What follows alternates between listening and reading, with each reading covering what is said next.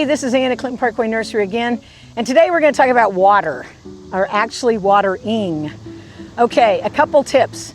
This wand makes your life easier because see what it does? It shoots the water out into a diffuses it so it doesn't bust the plant. Okay, now, it's 10 o'clock in the morning and this hose has been sitting out. If I turn this on and stick my hand in there, that water is hot. So what you want to do is make sure that you don't put that on your plants because it's going to burn them on that. So let it run, make sure it's cool. If you don't want to stick your hand in there, if you have a wand, you can take and touch the wand, and when it gets cool, you know you're good. So, I tell people as far as timing goes, water when you can, okay? If, yes, they say don't water in the evening, but if that's the only time you can water, do it on that. They'll be better watered than not. Okay, so what I'm going to do is I'm going to show you, we have some containers here. So, and you can see, this is how I love to do containers because there's a lot of room between the soil and the pot. And so what I do with containers, and I got a leak, but that's okay, is I fill them full. And what I want to see is see how out the bottom water's coming out?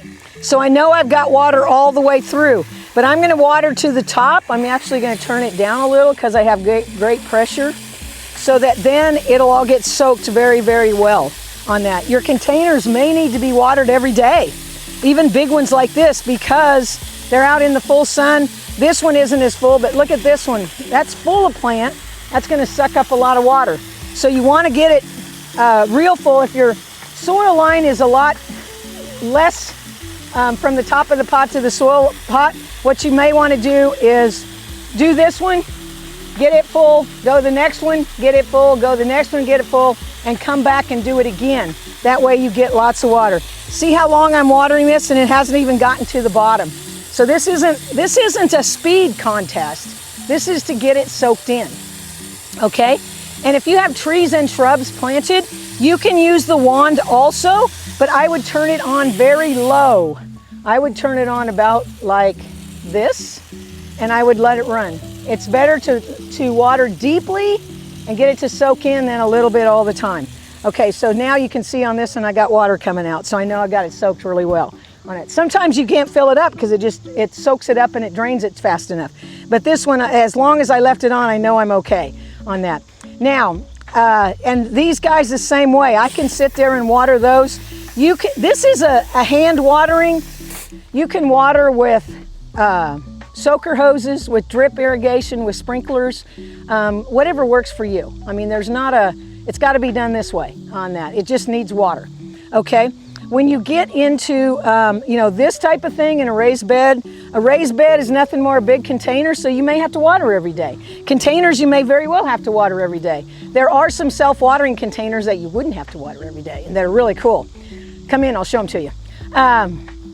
But when you're doing trees and shrubs, you don't want to water those every day. You want them to get to the point they're on their own. Now that won't be this year, it'll be next year if you planted them this year. And maybe even you need to supplement them some next year because they haven't got a deep root system established yet. But what you want to do is you want to water them slow, deep, and often. Not often as far as when it needs it, but not every day, okay? And a way to tell, I tell people it's a dirty job. Dig down and feel, okay? If it's like I can't tell, there's a handy little tool called a screwdriver. You can also call it your water meter on that. So if I go over here and push this in, it goes in fairly deep. So I can push it in. That needs water, by the way. But you can push it in fairly easy. If I come over here, now grant this is, it just goes right in. Okay, I'm gonna come over here where we don't water, okay?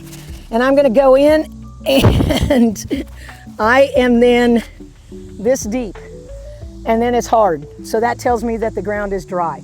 So I'm not in very deep. I want to be able to go down 3 or 4 or 5 inches. Now, if you don't have a long bladed screwdriver, Darby told me use chopsticks. And I thought, oh, okay. I don't have chopsticks, so I use a long bladed screwdriver. So something that's simple and easy for you to get down, water it good, jab it in there. And to tell you, there's no way I can honestly tell you how much and how often to water, except if I use the when it needs it. on that. So, I mean, and you can't, because what's the temperature going to be? What's your soil like? What's the plant? What kind of soil is the plant in? What time of year is it? All of those are factors that determine how much and how often you water.